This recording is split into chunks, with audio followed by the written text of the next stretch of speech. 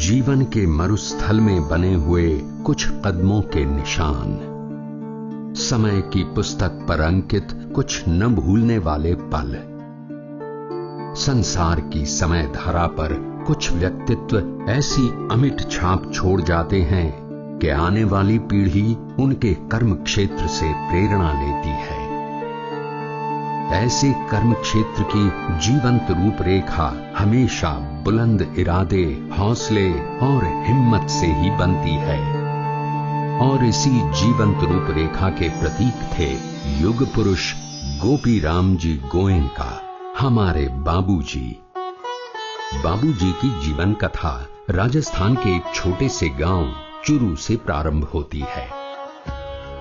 2 दिसंबर 1937 को शांति देवी और शुभकरण जी के घर उनका जन्म हुआ था। बाबूजी अपनी माता पिता की 5वीं संतान थे। उनसे बड़े श्रीनिवास, सीताराम, गीता देवी और गोवर्धन प्रसाद थे। बाबूजी के बाद एक बहन लक्ष्मी देवी और एक भाई नवल किशोर और पैदा हुए थे। बाबूजी को वॉलीबॉल खेलना बहुत पसंद था, किंतु इस बचपन में भी उनकी विलक्षण क्षमता अलग से दिखती थी। वो अपने घर के साथ साथ आस पड़ोस की भी इलेक्ट्रॉनिक मशीनें, ट्रैक्टर, पंप और मोटर सब कुछ चुटकियों में ठीक कर देते थे। उन्होंने अपनी 10वीं तक की पढ़ाई चुरू गांव के ही बागला उच्च महाविद्यालय से की और फिर टोंगा स्थित राजपूताना विश्वविद्यालय से उन्होंने बीकॉम की डिग्री प्राप्त की थी। 1945-46 में शिवपुरी में आकर बसने के बाद 1950 में चिंदिया नामक बिस्किट की फैक्ट्री की नींव रखी थी। तब बाबूजी ने अपनी 13 वर्ष की अल्पायु में ही उस फैक्ट्री में अपने भाइयों का हाथ बटाना शुरू कर दिया था। फिर सूझबूझ और मेहनत से कारोबार का आकार बढ़ता गया। ऑयल प्रेस और साबुन का कारोबार, साथ में फसलों का कारोबार।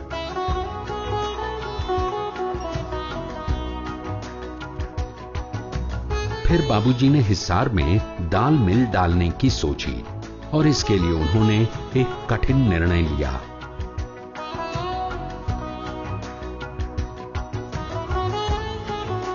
जीवन रथ हमेशा 2 पहियों पर चलता है। एक पहिए में हमारी मेहनत और हमारी कुशलता होती है, तो दूसरे पहिए में हमारा मनोबल बढ़ाती और हमारा सहारा बनती हमारी गृह लक्ष्मी की प्रार्थनाएं और दुआएं। बाबूजी के जीवन में ये प्रार्थनाएं और दुआएं लेकर गायत्री देवी आईं। बाबूजी की बड़ी बहन गीता देवी बताती हैं कि कैसे गायत्री देवी को बाबूजी के लिए उनके दादा जय नारायण जी ने पसंद किया था। वो उनके नजदीकी मित्र की पोती थी और दादाजी ने उन्हें जब पहली बार देखा था तो उनके रूप, गुण और संस्कार को देखकर इतने प्रभावित हुए थे कि सोच लिया था कि वो उन्हें ही अपनी बहू बनाएंगे। और फिर सबके आशीर्वाद की छाया में बड़ी धूमधाम से बाबूजी का गायत्री देवी से विवाह हुआ और उनके शुभ कदम घर में ऐसी खुशहाली और उन्नति लेकर आए कि सभी लोग उन्हें भाग्य लक्ष्मी कहने लगे।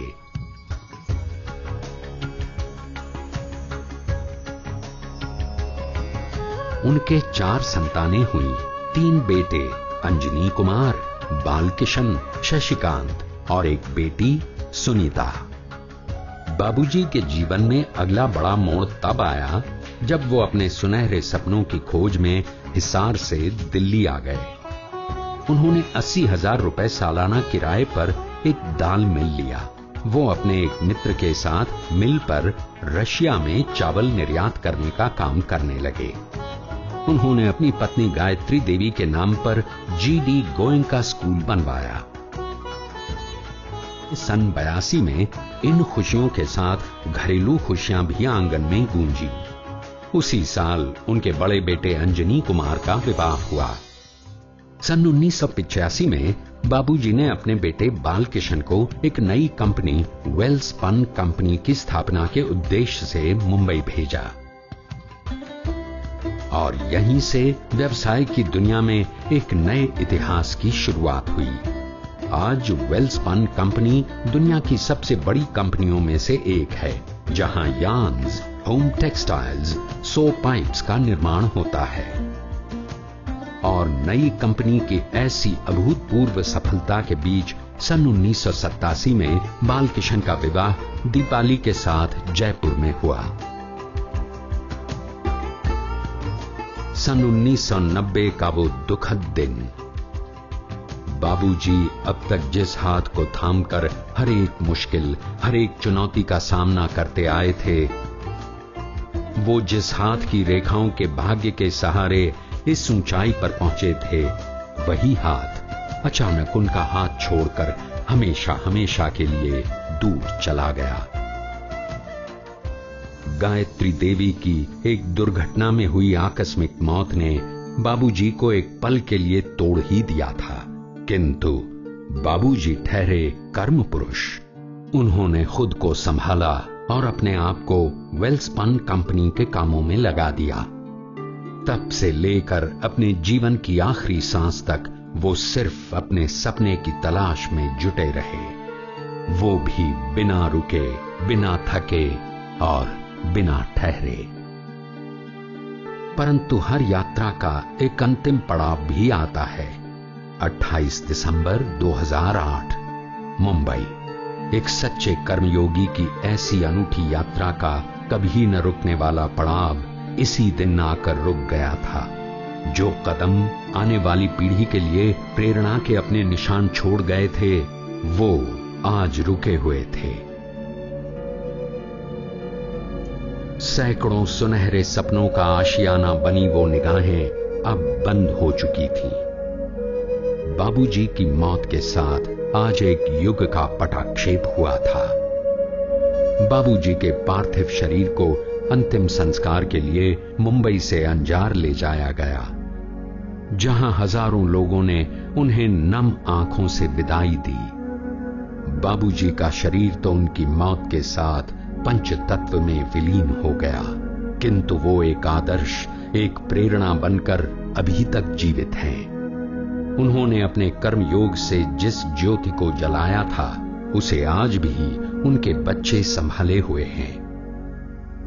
कहते हैं कि इस दुनिया को चलाने वाला ऊपर बैठा वो विधाता है, किंतु वो विधाता भी इस दुनिया को चलाने के लिए जिन हाथों में शक्ति देता है, वो हाथ बाबूजी जैसे लोगों के होते हैं। वो दुनिया की समृद्धि के लिए जिन आंखों में सपने देता है, वो आंखें होती हैं बाबूजी जैसे लोगों की।